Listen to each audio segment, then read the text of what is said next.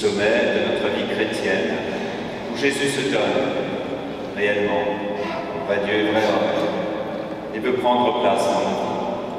Mais nous avons aussi l'occasion au cœur de cette célébration, comme au début, lorsque Gabriel a été confirmé, de vivre, même ceux qui ne sont pas directement concernés, qui ne reçoivent pas directement ce sacrement, de le vivre intimement unis à ceux qui vont recevoir un sacrement, et ce sera aujourd'hui, ce sacrement des malades, l'onction des malades. Le Seigneur nous aide aussi, chacun d'entre nous, à nous ouvrir à Dieu qui veut nous guérir, qui veut guérir notre corps, mais aussi notre âme. Lui seul peut le faire. Laissons-nous relever par lui.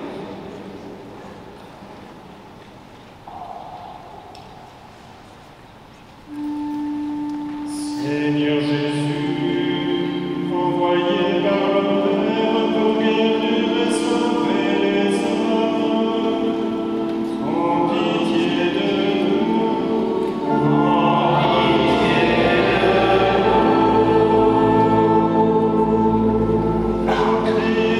Christ est venu dans le monde, appelé tous les pécheurs, prends pitié de nous.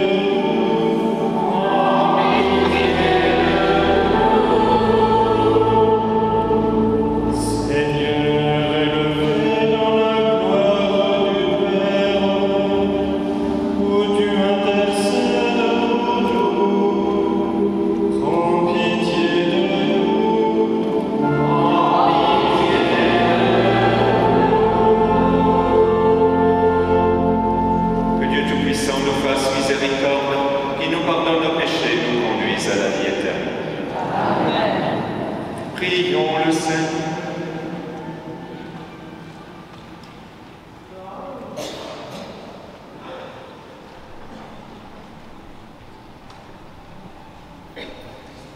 Seigneur Dieu, tu as appelé Saint Louis de la charge d'une royauté terrestre à la gloire du royaume des cieux. Accorde-nous à son intercession de rechercher ton royaume éternel, tout en accomplissant nos tâches temporelles. Par Jésus-Christ, ton Fils, notre Seigneur, qui vit et règne avec toi dans l'unité du Saint-Esprit, Dieu pour les siècles des siècles.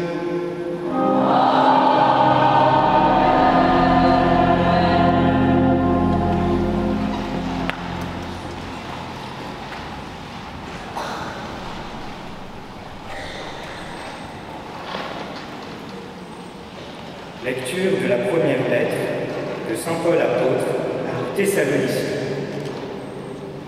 Paul, Sylvain et Timothée à l'église de Thessalonique, qui est en Dieu le Père et dans le Seigneur Jésus-Christ. À vous, la grâce et la paix. À tout moment, nous rendons grâce à Dieu au sujet de vous tous, en faisant mémoire de vous dans nos prières. Sans cesse, nous nous souvenons que votre foi est active, que votre charité se donne de la peine, que votre espérance tient bon en notre Seigneur Jésus-Christ, en présence de Dieu notre Père. Nous le savons, frères bien-aimés de Dieu, vous avez été choisis par lui. En effet, notre annonce de l'Évangile n'a pas été chez vous simple parole, mais puissance, action de l'Esprit Saint, pleine certitude. Vous savez comment nous nous sommes comportés chez vous pour votre bien. La nouvelle de votre foi en Dieu s'est si bien répandue partout que nous n'avons pas besoin d'en parler. En effet, les gens racontent à notre sujet l'accueil que nous avons reçu chez vous. Ils disent comment vous vous vous êtes convertis à Dieu en vous détournant des idoles, afin de servir le Dieu vivant et véritable, et afin d'attendre des cieux son Fils, qu'il a ressuscité d'entre les morts, Jésus, qui nous délivre de la colère qui vient. Parole du Seigneur.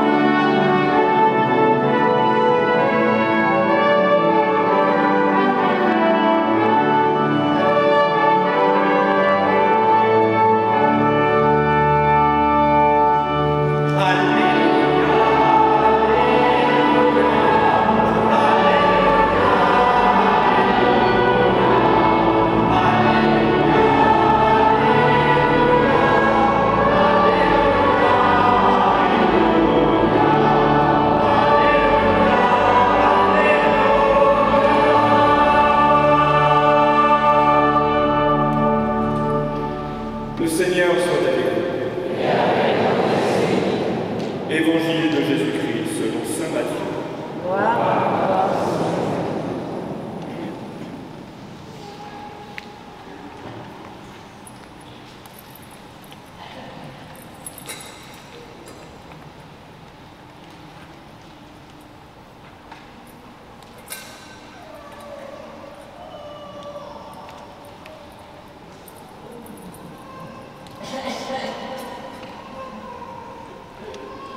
En ce temps-là, Jésus disait: Malheureux êtes-vous, scribes et pharisiens hypocrites, parce que vous fermez à clé le royaume des cieux devant les hommes. Vous-même, en effet, n'y entrez pas, et vous ne laissez pas entrer ceux qui veulent entrer. Malheureux êtes-vous, scribes et pharisiens hypocrites, parce que vous parcourez la mer et la terre pour faire un seul converti. Et quand c'est arrivé, vous faites de lui un homme voué à la géhenne, 2 fois pire que vous. Malheureux êtes-vous, guides aveugles, vous qui dites, si l'on fait un serment par le sanctuaire, il est nul.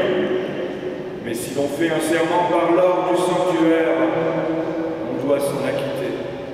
Insensé et aveugle. Qu'est-ce qui est le plus important, l'or ou bien le sanctuaire qui consacre cette œuvre? Vous dites encore, si l'on fait un serment par l'autel, il est nul. Mais si l'on fait un serment par l'offrande posée sur l'autel, on doit s'en acquitter, aveugle. Qu'est-ce qui est plus important, l'offrande ou bien l'autel qui consacre ses offrandes?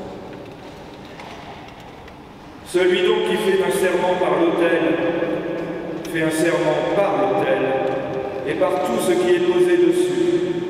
Celui qui fait un serment par le sanctuaire fait un serment par le sanctuaire et par celui qui l'habite. Et celui qui fait un serment par le ciel fait un serment par le trône de Dieu et par celui qui siège sur ce trône. Acclamons la parole de Dieu.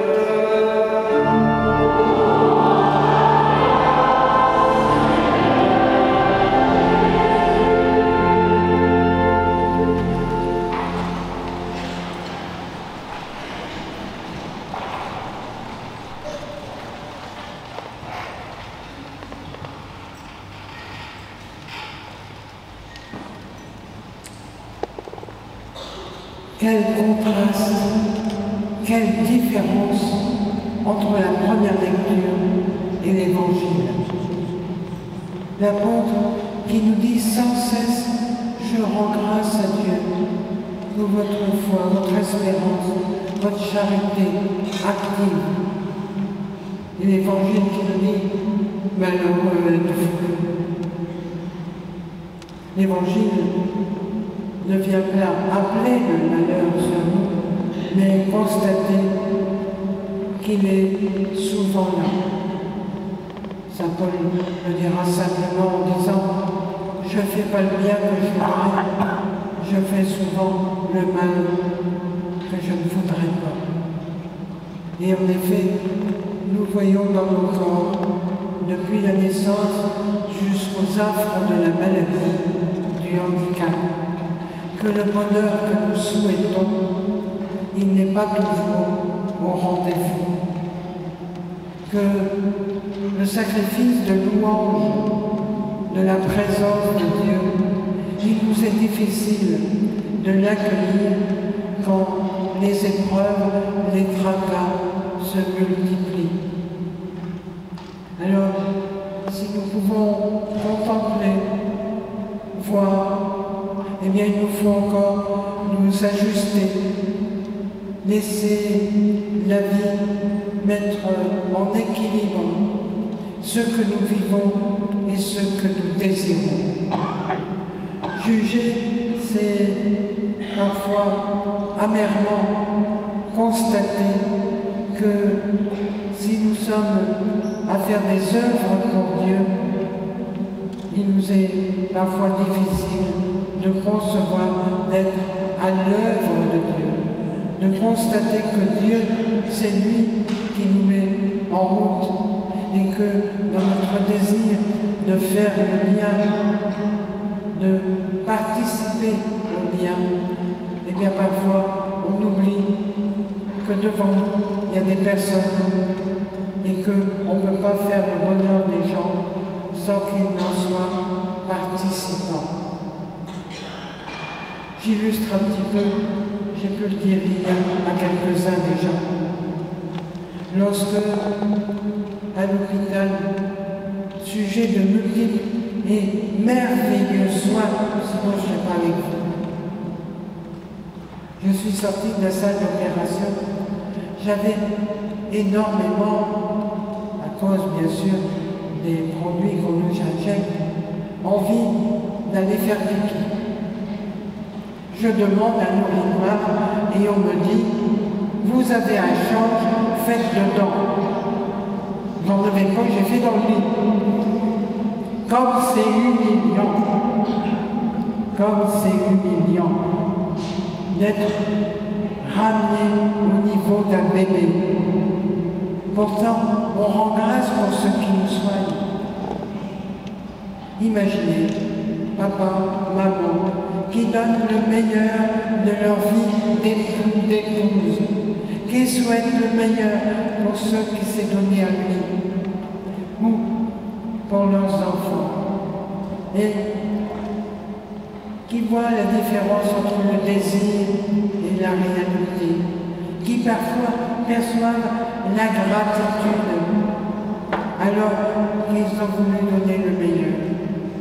Il nous faut, frères et sœurs, sans cesse, et j'arrive bien sûr à l'action de Dieu, nous laisser convertir à la présence de Dieu, pour pouvoir, comme dit Saint Paul, rendre grâce de la charité, de l'efficacité du baptême. Il nous faut sans cesse tout remettre à Dieu. Nos corps meurtris, nos âmes blessées et fragiles. Quand on vient au sacrement du baptême, on vient accueillir une promesse. Mais on sait très bien qu'il nous faudra le merveilleux sacrifice de l'Eucharistie. Le sacrifice de Dieu à l'autel. Et on comprend mieux l'évangile d'aujourd'hui. Qu'est-ce qui est le plus important? Ce qu'on va déposer, du pain et du vin, ou que Dieu fait de nos vies sa présence, parce qu'il a donné sa vie jusqu'au bout. L'Eucharistie, chaque jour, est ce sacrement devant lequel nous comprenons que c'est Dieu qui nous fait, qui fait de nous des créatures renouvelées, même si dans notre corps il y a encore la maladie, le handicap. Même si, frères et sœurs pèlerins, eh bien, nous savons bien que nous voulons offrir le meilleur. Il nous faut être consacrés par celui qui rend notre vie sacrée, qui l'amène devant le trône de Dieu son Père, par son humanité, bafouée, humiliée, sacrifiée.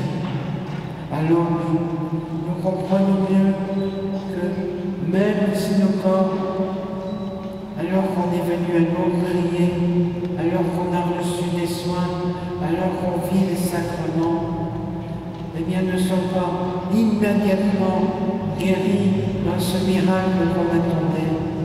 Ils participent vraiment du miracle de la présence de Dieu.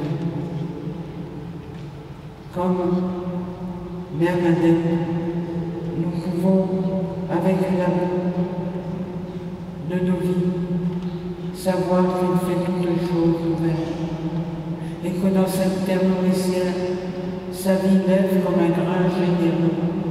Alors on va tendre nos mains, nos yeux, nos cœurs abîmés par la maladie physique, psychologique, psychiatrique, le handicap. Et on va dire au Seigneur, eh bien, avec ce que je suis, que ce soit un témoignage de ta présence, de ton action, de ton amour. Nous nous remettons dans les mains de nos frères. Vous savez, comme prêtre, je sais très bien que les catéchistes annoncent le mystère de la foi. Que si j'ai du mal à pardonner les diacres vont proclamer le Saint-Évangile. Mais comme il m'a été difficile pendant 5 jours de ne pas pouvoir célébrer la Sainte Messe, oh, j'ai pleuré. Mon Seigneur est venu célébrer la messe avec moi.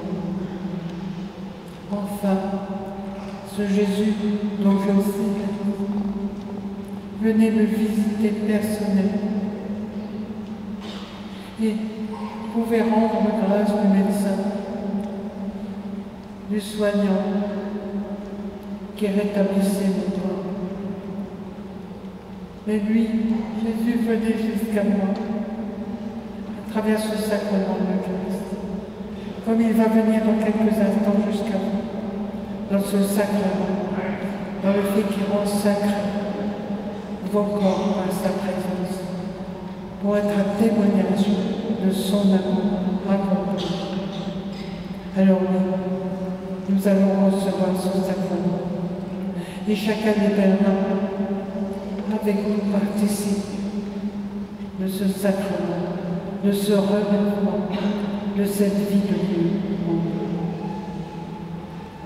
Nous savons notre malheur, mais nous voulons, avec Jésus, sur l'autel, être l'offrande agréable, l'action de grâce. Béni soit Dieu. Tout est grâce.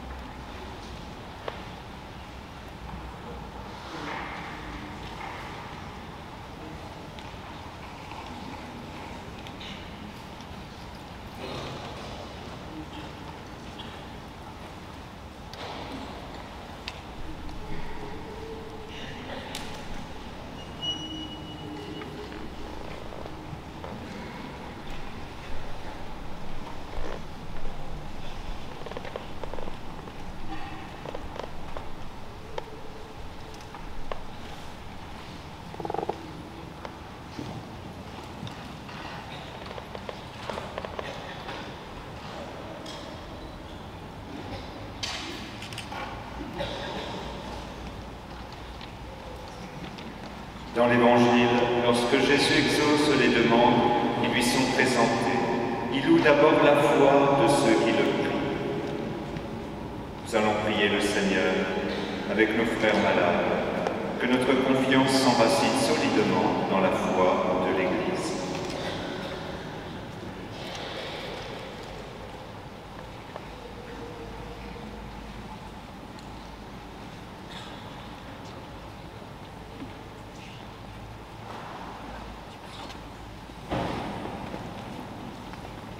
Pour que ton amour, Seigneur, vienne visiter et fortifier nos malades.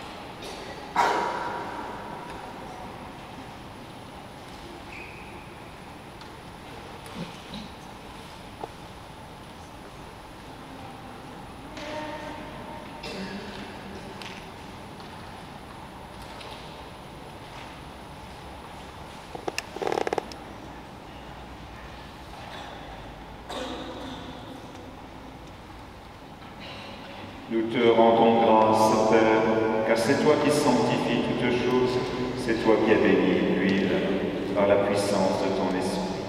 Manifeste encore ton amour pour tes serviteurs qui vont recevoir l'onction avec foi. Accorde-leur, nous t'en prions, la force de lutter pour guérir, la santé du corps et de l'esprit. Par Jésus le Christ, notre Seigneur. Amen.